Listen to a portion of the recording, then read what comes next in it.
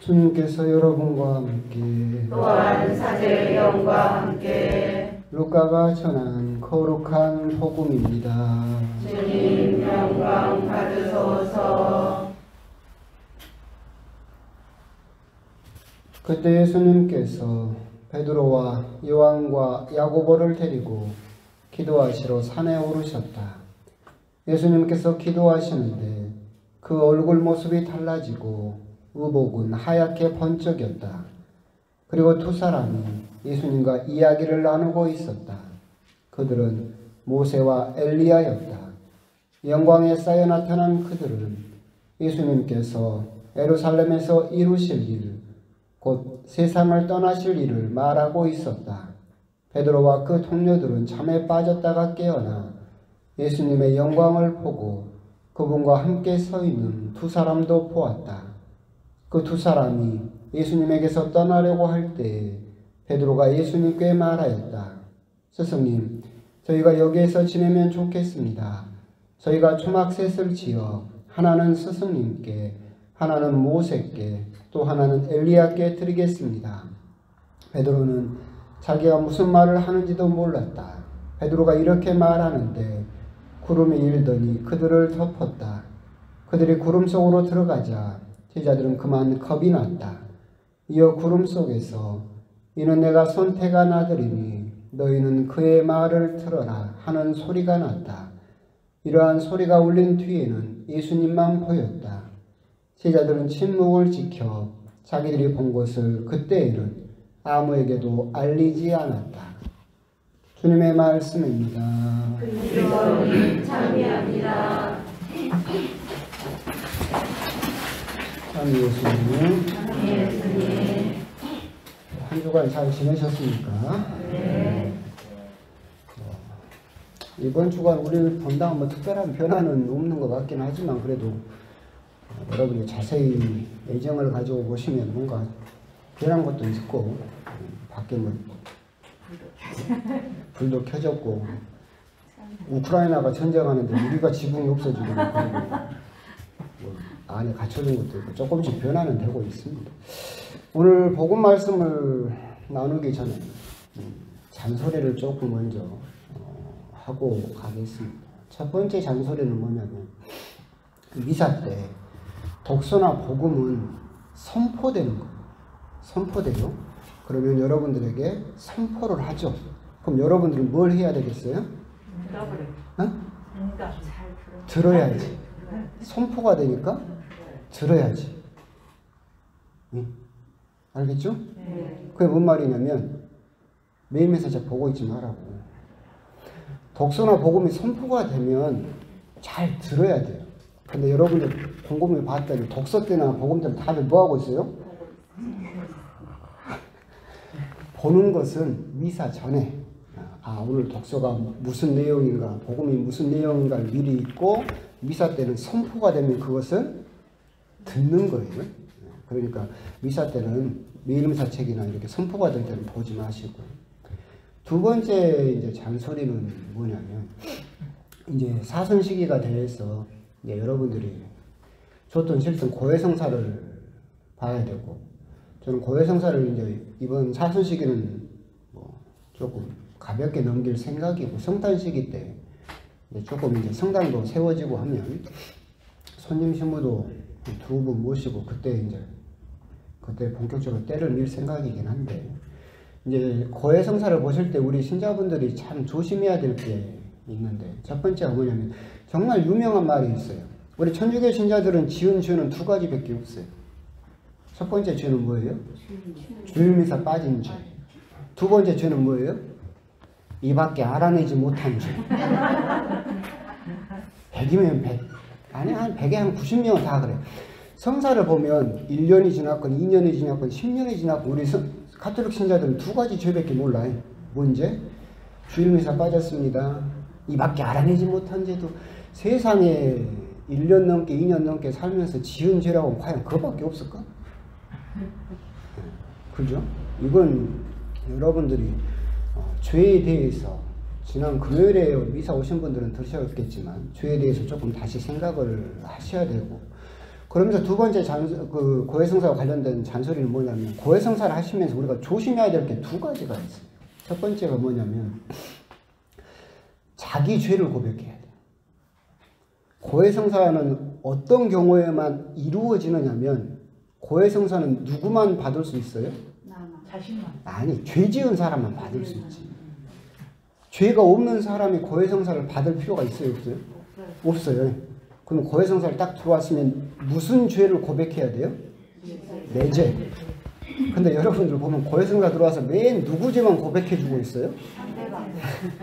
우리 시어머니, 우리 남편, 내 자식, 맨 그 사람들 죄만 다 고백해. 내 죄는 있어요, 없어요? 없어. 내 죄는 없어. 그럼 고해성사가 이루어져요, 안 이루어져요? 아니, 지은 죄가 없는데 어떻게 고해성사가 이루어지겠어? 그거 정말 조심해야 돼요. 고해성사를 들어오는 마음가짐은, 내가 나한테 상처 준 사람 물론 있죠. 근데 그 사람을 고발하려고 들어오는 게 아니에요. 내가 그 사람에게 상처를 받았다 하더라도 그 과정 중에 내가 그 사람을 미워했다거나 아니면 내가 스스로 죄를 지었던 내 죄를 가지고 들어와야 된다. 그건 여러분들이 생각을 하셔야 되고, 그래서 고해성사를 들여다보면 왜 남의 죄만 고백하다가 나가시는 분이 있는데, 많은데, 그러지 말고 자기 죄를 먼저 통회할 수 있어야 된다. 그리고 두 번째 조심해야 될 게 뭐냐면, 아까 이밖에 알아내지 못한 죄에 대하여도 통회하오니 사하여 주소서하고 같은 말인데, 자기 죄를 감추려는 사람들이 있어요.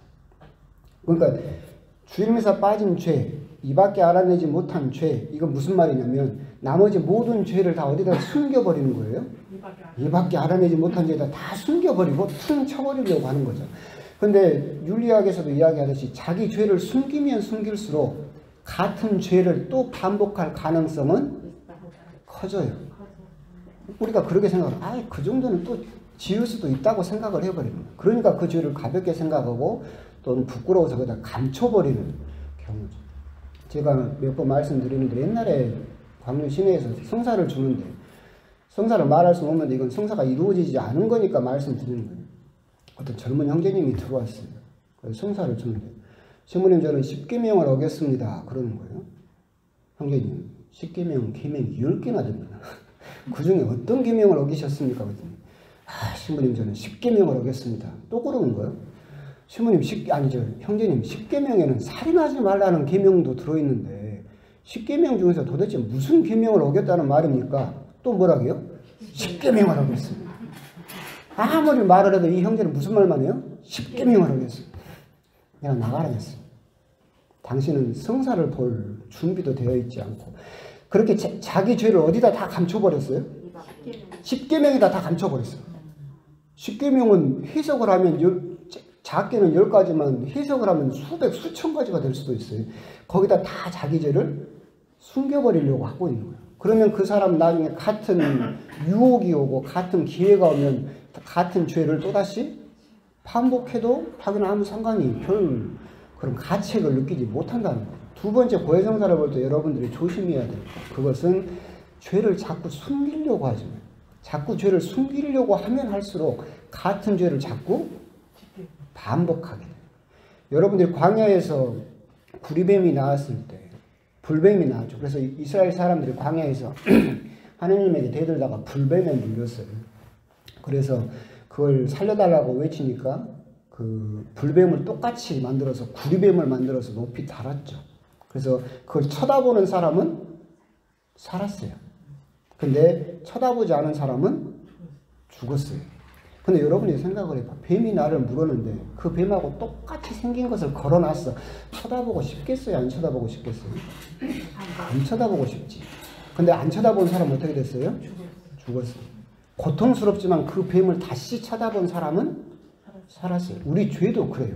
내가 죄인이구나, 내가 이 죄를 지었구나라는 것을 명확하게 쳐다볼 수 있는 사람은 살아요. 근데 내 죄가 무섭고 두렵고 그러니까 안 쳐다보려고 하고 그것을 회피하려고 하면 같은 죄를 계속해서 또다시 짓게 되고 결국은 죽는 것과 같다. 결국 우리가 고해성사를 보면서 여러분들이 사순 시기 때 이번에는 환경이 그러니까 넘어갈 수도 있겠지만 어디서든지 고해성사를 보시면서 여러분들이 두 가지는 항상 생각을 하셔라. 첫 번째, 내 죄를 고백해라. 내 죄를 고백해라. 두 번째, 자꾸 숨기려고 하지 마라. 자기 죄 앞에서 솔직하게 자기 죄를 마주볼 수 있어야 그 죄가 용서된다. 제가 금요일날 말씀드렸죠. 참된 용서가 뭐라겠어요? 잊어버려. 하느님께서 우리들에게 해주시는 참된 용서가 뭐라겠어요? 잊어버려.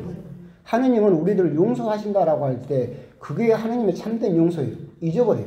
하느님은 우리가 그 죄를 지었는지를 잊어버렸어요. 네가 언제 그런 죄를 지었냐?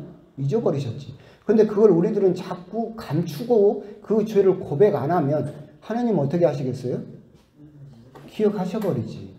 그러니까 솔직한 마음으로 하느님 기억에서 내 죄를 지우고 싶다. 그럼 어떻게 해버리는 게 좋아요? 고백해버려.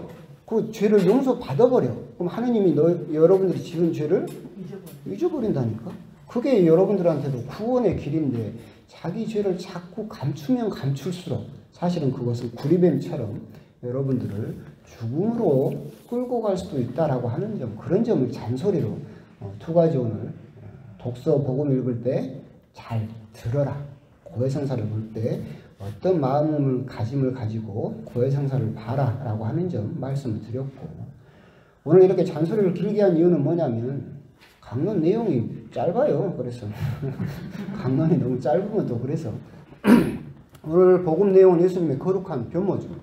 보통 우리가 다볼사안에서 이제 거룩한 변모가 이루어졌다라고 하는데, 이제 루카복음은 약간 이것도 또 금요일날 했던 이야기예요. 그러니까 평일에서 안 나오면 조금 손해가 있어요. 그러니까 여기서는 강론을 안 올리니까.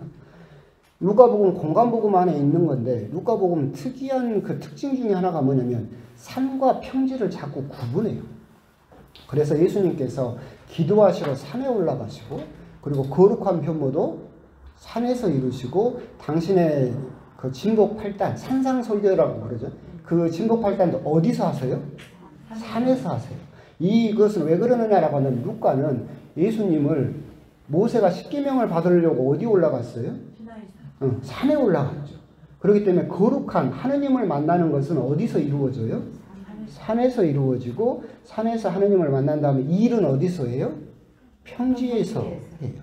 그런 구도로 이루어져 있고, 그래서 오늘 루카복음은 예수님께서 기도하시러 산에 오르셨고, 그래서 당신의 본래 모습을 우리들에게 보여주고 계시는 거죠. 앞으로 당신이 순환을 받고 피를 흘리고 죽임을 당하지만 당신이 본래 하느님의 아들이시다라고 하는 것을 미리 보여줌으로써 제자들에게 희망을 주고 있다라고 그런 변모의 모습입니다.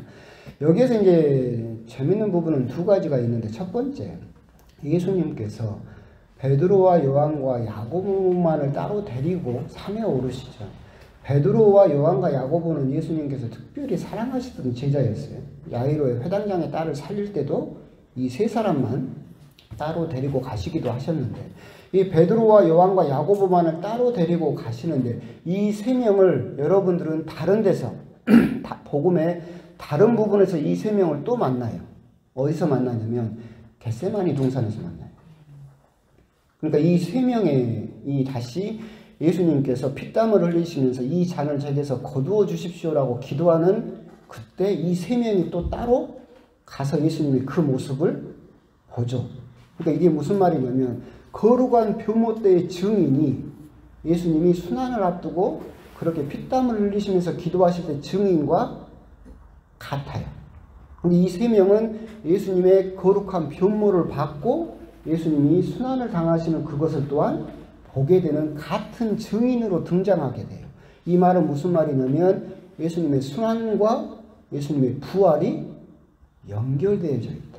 예수님의 영광과 예수님의 피땀 흘리시는 순환이 연결되어 있다라고 하는 것이 이 세 명, 베드로, 요한과 야고보, 같은 증인으로 이어져 있다라고 하는 그런 특징이 있죠. 그러면서 예수님께서 변모하시면서 또 증인이 등장하죠. 모세와 엘리야가 등장을 합니다. 모세는 구약 성경에서 율법을 상징하는 사람이고, 엘리야는 구약 성경에서 애언서를 상징하는 사람이에요. 그래서 모세와 엘리야가 등장했다라고 하는 것은 이 예수님께서 구약 성경에 애언된 그리스도이시다라고 하는 것을 이야기를 해주고 있는 거죠. 구약 성경에서 애언한 그대로 예수님께서 이제 실현하시게 될 것이다. 그리스도이시다라고 하는 것을 이야기를 해주고 있는데 재밌는 점은 뭐냐면 이 모세와 엘리야는 구약 성경에서 대표적으로 무덤이 없는 자라고 불리는 사람들이에요. 엘리야는 여러분도 아시다시피 어떻게 됐어요? 불마차를 타고 하늘로 올라갔어요. 여러분들 구약 성경 보면 무덤이 없는 하늘로 승천한 대표적인 두 명이 있어요. 에녹이라는 사람하고 엘리야가 그렇죠. 모세도 역시 똑같아요. 근데 여러분들이 모세를 보면 모세가 죽어서 묻혔다라는 구절이 성경에 있는데요. 그런데 그 뒤에 보면 모세의 무덤이 어디 있는지 아무도 몰라요. 그래서 유대인들은 어떻게 생각했느냐면 모세 역시도 엘리야처럼 승천했다고 생각을 했어요. 그래서 여러분들이 그 성경은 아니지만 외경이가 모세 승천기라는 외경 성경도 있어요. 그렇게 유다인들은 모세 역시도 워낙 하느님에게 사랑을 받았기 때문에 엘리야처럼 하늘로 올라갔기 때문에 그 무덤이 어디 있는지 모른다라고 생각을 했어요. 그래서 모세와 엘리야가 등장했다라고 하는 것은 구약 성경 전체에서 예수님의 영광 그리고 순환을 모두 예언하고 있다. 그리고 대표적으로 이 두 사람이 무덤이 없는 사람이다라고 하는 것은 예수님 역시도 무덤이 없게 될 것이다를 의미하고 있어요. 그래서 예수님은 빈 무덤이 있긴 있었지만 무덤이 비어 있었죠. 그것은 무슨 말이에요? 예수님께서 부활하셨다. 그러니까 이 모세와 엘리야는 구약 성경의 예언이면서도 동시에 예수님 역시도 무덤이 비어 있게 될 것이고 부활하시게 될 것이다 라고 하는 것을 상징하는 두 명의 인물이죠.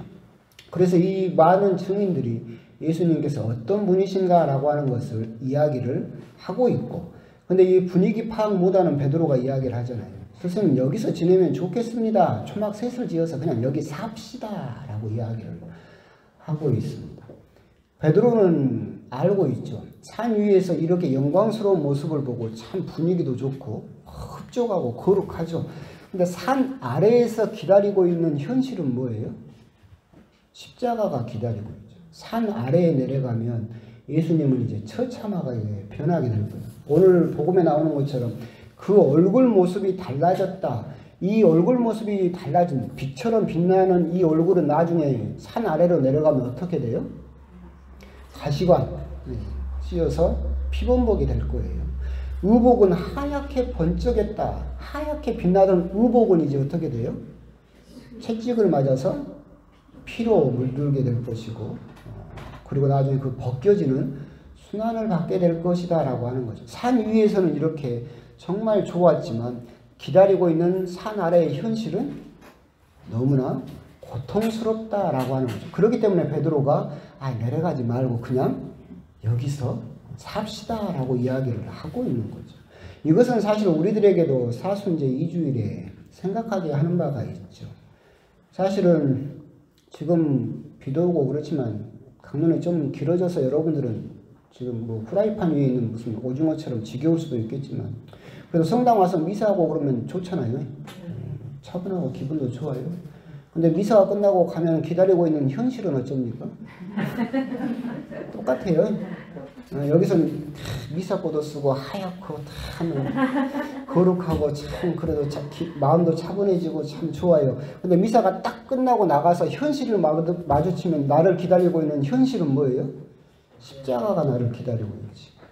집에 가면 이 왼수 사자가 들어 누워갖고 어디 갔다 임자 오냐 얼른 밥 차려라 막 그러고 막 나를 기다리고 있는 현실은 시문이 그냥 여기 삽시다 하고 싶은 마음이 베드로처럼 훌뚝 깠다. 그런데 예수님께서는 그래서 산 위에 계셨어요? 내려가셨어요? 내려가셨어요. 베드로와 요한과 야고보가 겟세마니 동산에서 똑같은 증인으로 등장했다는 것도 그거예요. 오늘 복음의 핵심은 뭐냐면 고통 없는 영광은 없다는 거예요. 예수님이 부활을 하시기 위해서, 부활에 이르기 위해서는 반드시 뭘 거쳐야 된다? 십자가의 길을 걸어야만 그 부활에 이를 수 있다라고 하는 것을 우리들에게 가르쳐주고 계신다. 여기는 분위기가 좋지만 나가면 기다리고 있는 현실은 너무나 처참하고 예수님은 십자가 당하시는 것처럼 나를 기다리고 있는 현실도 너무나 깝깝하고 아까 미사 전에 누가 그러더라고. 인생이 꼬일 대로 꼬였다고 막 그러더라고요. 그게 우리들의 현실이에요. 인생이 꼬일 대로 꼬인 거예요. 그런데 그 과정이 없으면 여러분의 부활도 없다는 거죠. 그래서 자기 십자가를 지고 내 뒤를 따라야만 너희들은 내 제자가 될 수 있고 구원에 이를 수 있다. 여러분 십자가, 나를 기다리고 있는 그 현실을 여러분들이 통과하지 않고 그 십자가를 지지 않고서 부활에 이르는 방법은 없다라고 합니다. 저희 어머니가 뒤에 계시는데 저희 어머니가 가끔인지 자주인지는 모르겠지만 저희 아버지하고 한바탕 하시고 나면 하시는 말씀이 있어요. 아, 나도 수녀나 될 걸 그랬다. 수녀님은 십자가가 없을까? 있어요. 신부. 신부는 십자가가 없을까? 있어요. 누구나 다 각자 나름의 십자가는 다 있어요. 그 십자가를 져줄 수 있어요? 없어요. 그 십자가는 누구만 져야 돼요? 나밖에는 못 져요. 그렇죠? 그래서 자기에게 주어진 그 십자가를 버리지 않고 그 십자가를 내가 끝까지 지고 산 아래로 내려가서 예수님을 본받아서 산 아래로 내려가서 그 십자가를 포기하지 않고 져야만 여러분들은 어디에 이룰 수 있다? 부활에 이룰 수 있다라고 하는 것을 예수님께서 우리들에게 오늘 복음을 통해서 가르쳐주고 계신다. 우리들은 신앙생활을 하면서도 그냥 영광, 빛나는 모습, 달콤한 거 이것만을 우리들은 바랄 수도 있겠지만 그렇게 이루어지는 신앙은 없다는 거예요. 십자가를 거쳐야만 그 영광이 참되다라고 하는 것을 생각할 수 있어야 되고, 그렇기 때문에 여러분들이 이 미사가 끝나고 다 집에 갔을 때 현실에 부딪혔을 때 마주치는 그 처참한 십자가를 여러분들이 저 왼수 화상한 뭐 하나 저 뒷산에 호랭이가 와가지고 물어가지고 이러지 말고 저게 내 십자가구나, 저 양반이 내 십자가고 저놈이 내 십자가구나, 왼수 화상 같은 저 아들놈이 저 딸내미 아주 그냥 이 사람들이 다 버릴 수 없는 나의 십자가구나 라고 하는 것을 여러분들이 생각해서 그것을 끝까지 졌을 때 여러분들이 영광의 부활에 이룰 수 있다라고 하는 점, 그 점을 오늘 사순제 2주일 예수님의 영광스러운 변모 그 부분에 대해서 한번 또 곰곰이 또 묵상을 해 보셨으면 좋겠습니다. 아멘.